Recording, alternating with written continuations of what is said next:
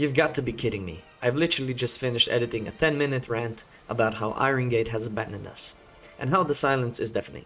And then I decided to check Steam and, well, what do you know? They just dropped some new news. So yeah, let's just get the news out of the way, and then we're gonna talk about the state of Valheim and where it is at the development stage. So yeah, we got another video where the main character has some visions of the whole world being covered in snow. Now it isn't shown if the Ashlands are as well covered in snow, that wouldn't make any sense, but yeah. And they hint towards like it being a dream, perhaps a vision or something yet to come. Which got me thinking, you know, if it is a vision of something that's yet to come, does that mean when we kill the final boss, is the whole world gonna be like free and we're gonna have seasons and all that good stuff, you know what I mean?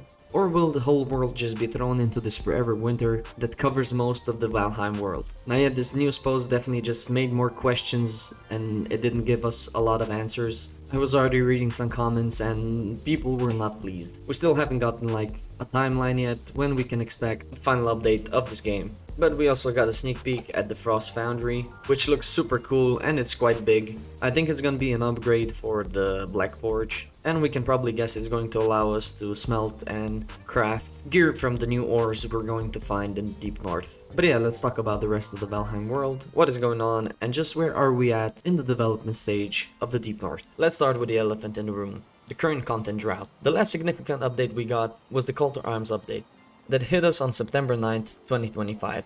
As I'm recording this, we're pushing 5 months without a major gameplay injection. Now I know there have been longer droughts in the development schedule before. Now, Call to Arms was cool. It tweaked combat, it gave us some new tactical options. But let's be honest, it wasn't a biome, it wasn't a massive expansion.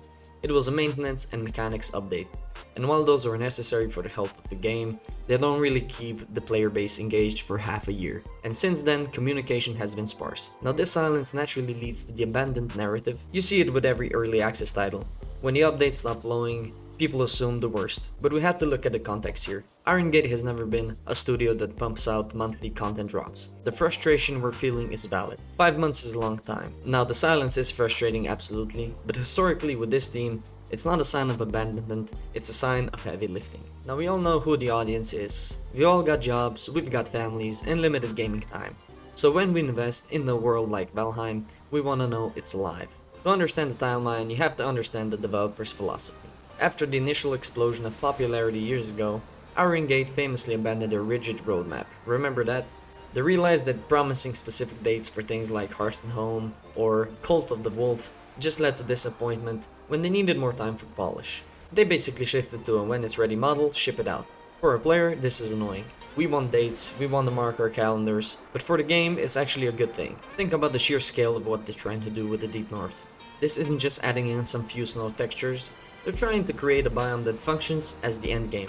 Now we all know they're a small team, they have expanded slightly over the years, but they're still tiny compared to the studios making games like Ark or Rust. This means when there's a problem with the code, or a bug with how snow deforms, or an issue with an enemy AI, they don't have dedicated bug fixing teams. This bottleneck is the primary reason for the 5 months gap. They're likely wrestling with the issues of a procedurally generated world that has grown massive over the last few years. The Calls to Arm update in September was likely the last bit of housekeeping they needed to do before going full throttle on the finale. So, what are we actually waiting for? What's at the end of this long winter? We are waiting for the Deep North and more importantly, the transition to version 1.0. According to the most credible information, the target of the full release version 1.0 is in spring 2026, but I wouldn't be surprised if they even push that back. But if that timeline holds, you know, we're looking at the final stretch right now. Now there's another piece to this puzzle, the PlayStation 5. We all know the PS5 release is scheduled for 2026, likely coinciding or following shortly after the 1.0 launch. This means they're also working on porting and optimization and possibly crossplay functionality. But this brings up the question,